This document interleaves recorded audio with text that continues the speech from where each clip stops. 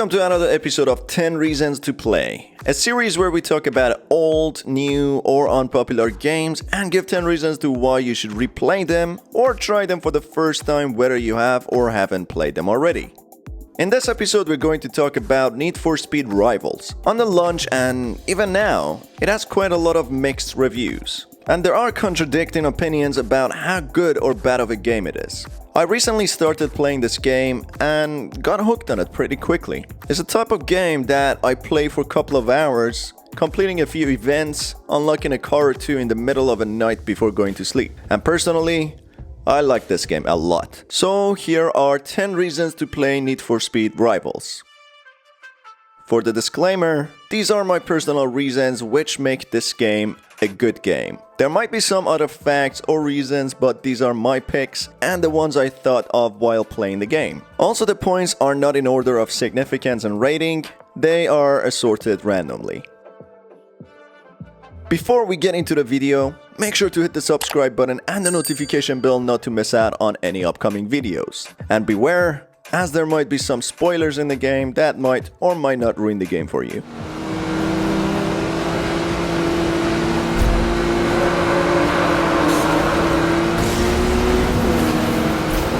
For number 10, we have the driving aspect of the game. Although the driving mechanics don't live up and compare to the well-respected Most Wanted and Underground series, it has a lot to offer. The driving at first can feel a bit clunky with over-the-top drifting on the corners. Don't let me get started on using the handbrake on turns. It makes the car go 360. So why do I like the driving? I've been complaining so far about it. Well, it has a charm to it, like in Carbon.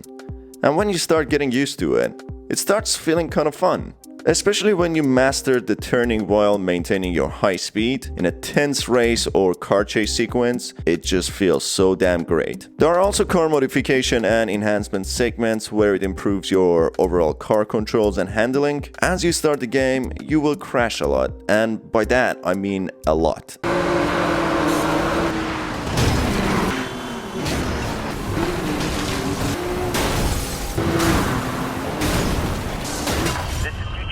I'm in pursuit of a high-speed vehicle on Grapevine Drive. And that's why it becomes so fun and rewarding when you overcome it and start driving well.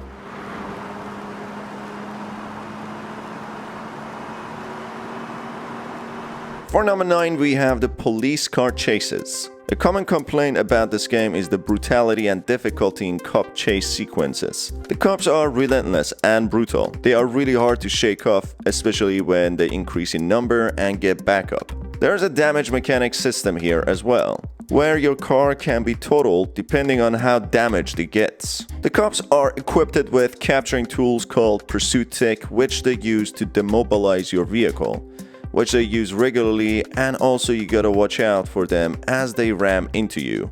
And ram they do, very hard. With more backup, your chances of escaping narrows down, and you are more likely to get your car totaled. The biggest ramification of getting caught by the cops is that you will lose all of the points that you accumulated from every event which you haven't banked in a safe house. This makes the chase sequences very tense, and the damage mechanics in the game makes it infuriating when you get caught and lose all your points, which you could use for upgrading your car or buy new vehicles. The implementation of repair shops where you can repair your car makes you remember and memorize where they are located, as pausing the game in a chase segment is not an option. The game only slows down when you pause, so get it out of your head if you think you'll be safe in a pause. And for number 8, we have the Racer and the Cop career modes. The game offers 2 career modes, one to play as a racer and another to play as a cop.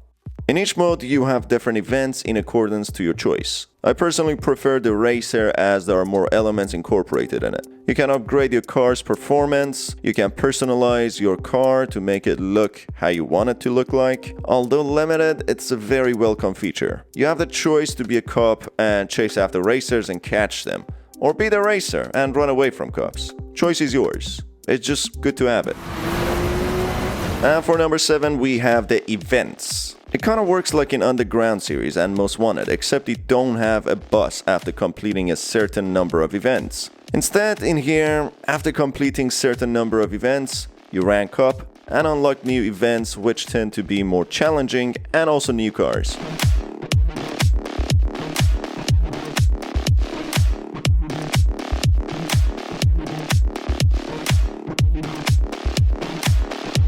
Although I like keeping the same car I started with in the beginning, and I like upgrading it throughout the way, you have the choice to get new ones and try them out. This provides a reward system which subconsciously you really enjoy.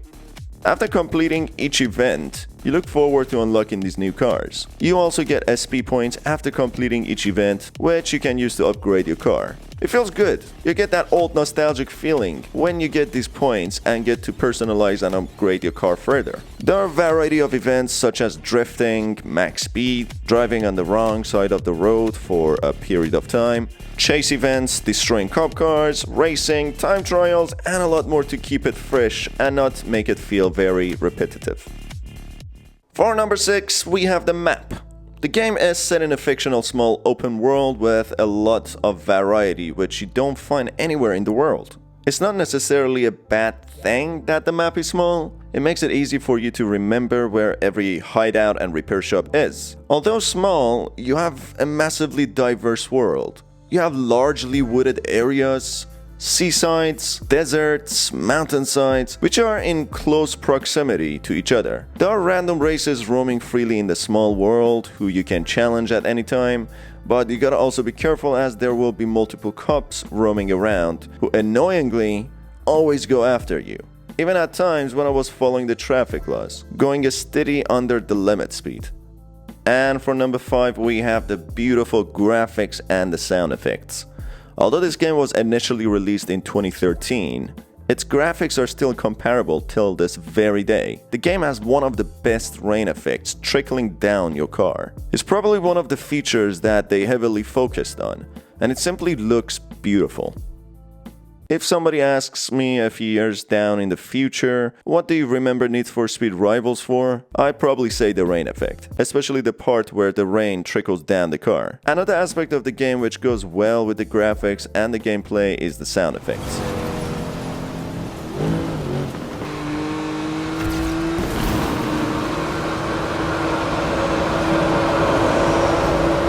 All units are pursuing a 1041 on Sunset Tunnel.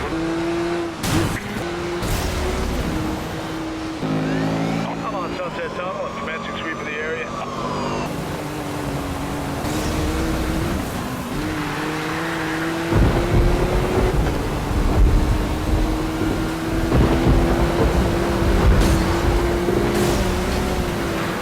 The cars are loud, chase scenes and races are frantic, and other sound effects are well designed. You really immerse into the game. The rain and lightning sound effects, going through the tunnels, the sirens sound effects, all are incorporated in the game beautifully.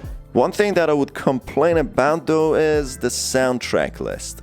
They have mainly acquired remixes and have gone for techno type of songs, which is not my personal favorite, but at times, some specific songs go well with the tense gameplay. Also, one thing that I really like is the ease in changing the songs or simply turning the music off. You press and hold the up arrow button to turn off the music, and you simply just do that again to turn it back on. For changing the songs, you just tap the up arrow button and it just simply changes. Something that not a lot of EA games have implemented in their games. I just simply like to change my music while I'm driving. Just give it to me.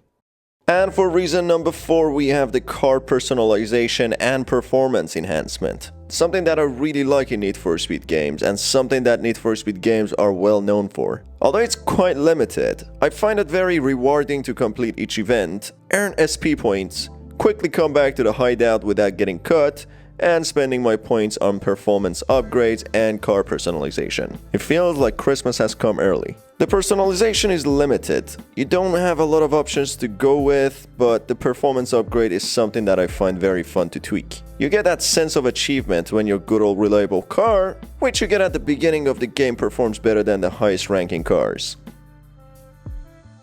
For number 3, we have introduction of Pursuit Tech. It's a new fun element which allows you to demobilize your rivals and cop cars. As the cars are destructible and can end up being totaled, these tech become very handy for destroying other racer cars and cops in a tense chase. plus other race events where you are neck to neck to the finish line and you're in an imminent danger of getting your car totaled by cops. And the feeling of taking down your rivals in a race just before the finish line, or destroying an annoying cop which keeps pestering you, is just beyond this world.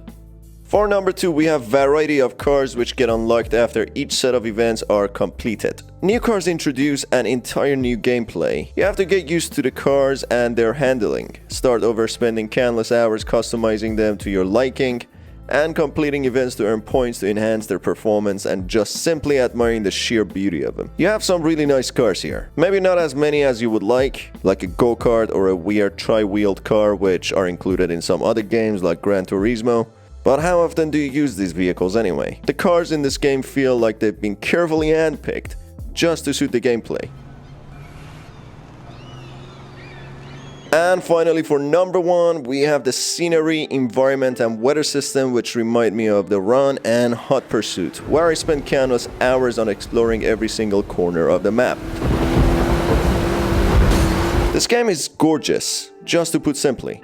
You have deserts, highways, mountainsides, wooded areas and seasides, just to mention a few. They all feel incredible to race through while praising these staggering virtual environments. Sometimes I found myself just slowly driving the speed limit and admiring the beautiful fictional world. The weather systems that are integrated into this world are just breathtaking.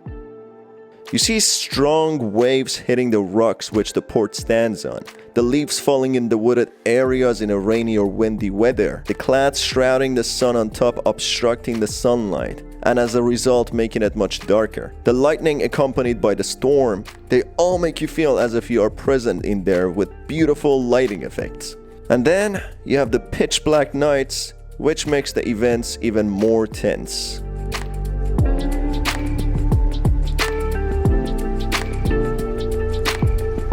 Yeah, we have it folks, for 10 reasons why you should play Need for Speed Rivals. I have been having a great time playing this game.